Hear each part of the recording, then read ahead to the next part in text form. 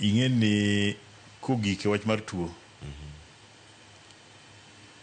biro dwaro his own personal intervention mondo owuog wach gima dhi nyime. En owuon the office cannot come in mondo owuo wach mar tuo ng'ato. Chiko koyienegi. In owuon in eminyalo disclose gima timi. Ibiro nwang'o ni kata na kidhi hospital kata na medical records muthiedhigo kata daktari ok nyal golo report no oko unless ni onwang'o direct permission from you ing'ama tuo no.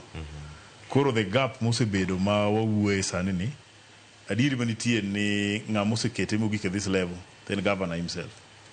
Kichon nigo bed ni osewuok publicly mowuoyo. Kata kana ok wuoyo directly onigo bed ni ose instruct the office e gima the office onigo kon the public. Kama yie gi wakili ka en ni the public ni right to know. Nikech negigone mbulu ka gimanyo services kuome to giyude nyaka gipenj kuma entie. Kama entie no gin gi right mar ng'eyo kuma entie no. Koro an kipenja tanyalo wacho kopo ni James winjo kama entie ni to ningo tie kan sayati mani Siaya.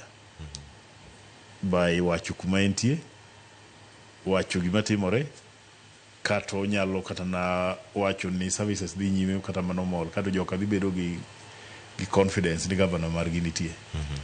To speculation ni to kamedo dhi mabor nikech ineno gik koro temo wuok sani mang'eny ma kelo koro miyo ji ng'eyo the rifts mosebedo Siaya wuok mana nikech pok owuoyo. Debe nosewuoyo ne biro miyo kata jok modong' office ka bende strength nikech ing'eni ka governor ok owuoyo gi kaka governor so gitiyo joma giyiere tich ka tiyo negi. Ka ng'ama itiyo ne pok owuoyo ing'eni samoro inyalo paro ni timo mana makosa.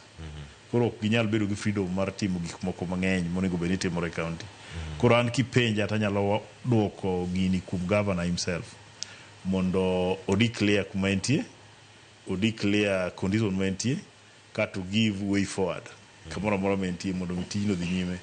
Ineno kata na governor marwa ma Kisumu onge sama nyong'o osedhi weche mag medication ma ji kia onge nyong'o made it public ba ji ong'eyo makata sani winjo ni nyong'o ndoidho ndege dhi America kata clinic ji people just aware onge ng'ama is bothered about it. To deputy ni new apise tiyo onge ng'ama is bothered about it. But gima nadwa kono deputy governor ma Siaya o come out obed office oti kotame bed office otiyo ji te biro neno. To onge kaka inyalo ywagori ni idwaro truce ka gi Nairobi odhi office odhi oti joka noyiere mana kiwinjo ng'acha wacho ni ne oneno picha ne balote nomiyo ombulu. Ng'acha nigi confidence in him. Odhi kacha dhi lorne dhot wan gi ways te kata party wan go ka party will intervene. Wan kata gi governors of government ka national government will intervene. Wan kata gi elders ma Siaya will intervene. To onge intervention bi timni kibede odi Nairobi onge.